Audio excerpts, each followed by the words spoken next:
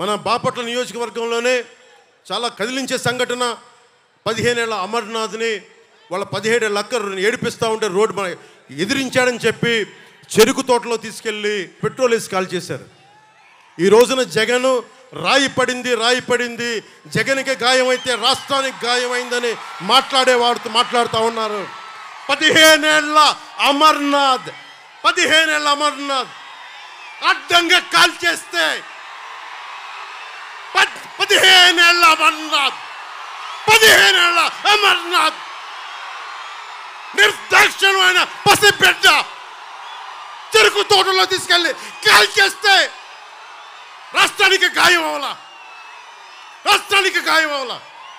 30,000 మంది ఆడపిల్లలు అదృష్టమైతే రాష్ట్రానికి గాయం అవ్వాలా. గాయం అయ్యిందంట. అదేంటి చిత్రమో పాపం. ఎప్పుడు ఎలక్షన్లు రాగానే ఆయనకి ఏదో ఒక గాయం జరుగుతుంది. కరెక్ట్గా ఎలక్షన్ ముందే ఎవరో ఒకరు చచ్చిపోవడం లేదా చంపేయడం. అంత హై సెక్యూరిటీ సిఐఎస్ఎఫ్ ఉన్న వైజాగ్ ఎయిర్పోర్ట్లో 2019కి కోడి కత్తితో గాయం చేశారంట అక్కడ. సరే మనందరం ఏం చేసాం? దేవరకొండ బాలగంగాధర్ తిలక్ చెప్పినట్టుగా, కొడవగంటి మనకి కుటుంబరావు గారు చెప్పినట్టుగా మనందరం మధ్యతరగతి మనుషులు. మనందరికి ఏంటంటే అధికారం ఉన్నోడు డబ్బున్నోడు ఏమి చేసినా దానికి ఒక నైతిక భాష్యం ఇస్తాం.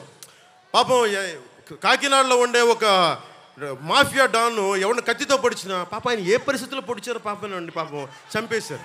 వైఎస్ వివేకానంద రెడ్డి గారిని ఏ పరిస్థితుల్లో పొడిచారో తెలియదండి మాకు. 30,000 మంది ఆడపిల్లలు అదృశ్యమయ్యారని పాపం జగన్ గారు ఏం చేస్తారండి పాపం. ఇది సగటు మధ్య తరగతి మనం చేసే తప్పు. ఇది మన హక్కులు మనం తెలుసుకోవట్లేదు. జగన్కి గాయం అయితే రాష్ట్రానికి అయ్యా గాయం. జెడ్ కేటగిరీ సెక్యూరిటీ ఏం చేస్తుందా? మీ జెడ్ కేటగిరీ సెక్యూరిటీ చూసుకోరా మీరు? మరి చంద్రబాబు గారి మీద రాళ్ళు కొట్టించినప్పుడు రాళ్ళ వర్షమే కురిపించారా మీరు? అప్పుడు ఏమైపోయినాయి? అప్పుడు రాష్ట్రానికి గాయం జరగలేదా? అంటే మీ మీద ఇంత గులకరాయి పడితేనే గాయం అయిపోయినట్ట. ఏమో ఎవడు చేశాడో.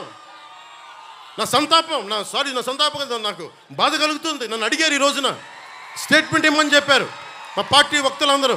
సార్ జగన్ గారికి ఇలా దెబ్బ తగిలింది అంటే నన్ను ఏం చేయమంటారన్న. ఆయనకి కొంచెం మీరు త్వరగా కోలుకోవాలని ఇవ్వంటే ఏమో అది నిజమో అబద్ధమో నాకేం తెలుసు. అతనే ఇలా టప్పుని కొట్టేసుకున్నాడేమో ఎవరికి తెలుసు? తెలియదు కదా. ఎందుకంటే కరెంటు పోయింది, దండలు ఉన్నాయంట.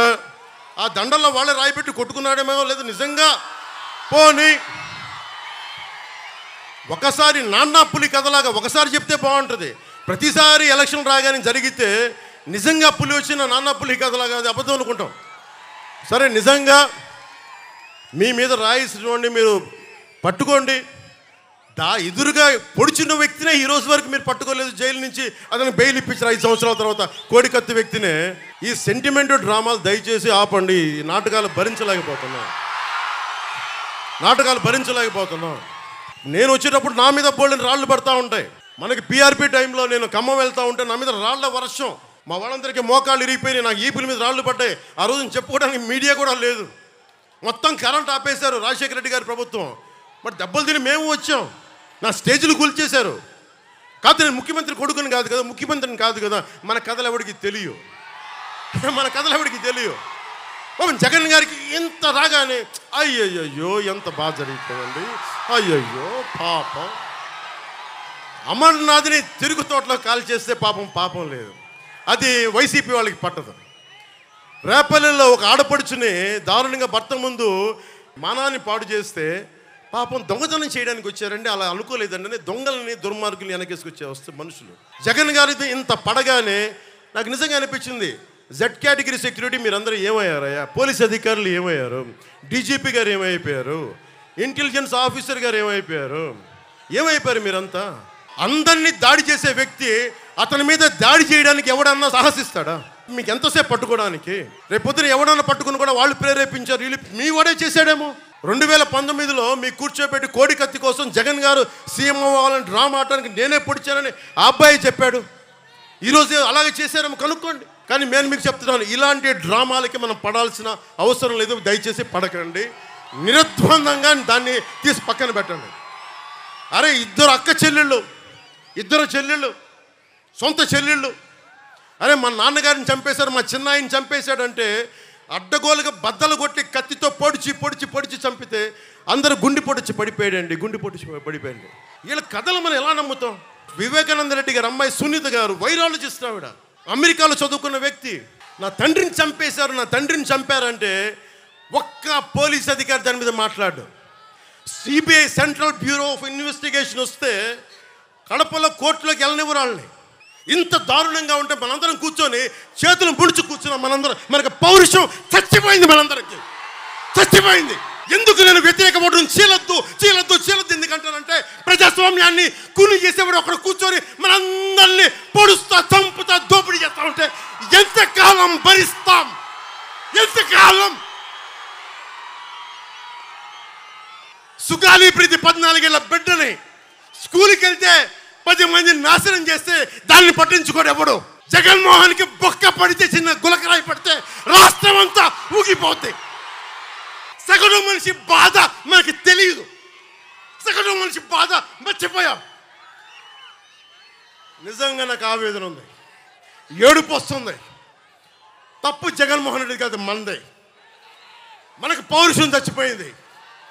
ఇందాక తెనాలో చెప్పినట్టుగా దాస్యం చేసే కంటే కూడా చచ్చిపోవడం మేలు. దాస్యాన్ని ఆపేద్దాం. డిప్లొమసీ పక్కన పెట్టి గుండె లోతుల నుంచి రాజకీయం చేద్దాం, గుండె లోతుల నుంచి పాలిటిక్స్ చేద్దాం.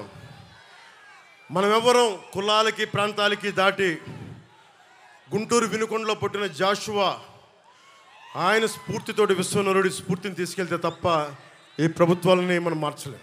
నేను మీ ఇంట్లో బిడ్డని, మీ సోదరుణ్ణి, మీ ఇంట్లో వాడిని, మీ స్నేహితుడిని. మీరు నన్ను నమ్మి కూటమిని గెలిపించండి, ప్రాణాలు దారబోసేస్తాను మీకోసం. 10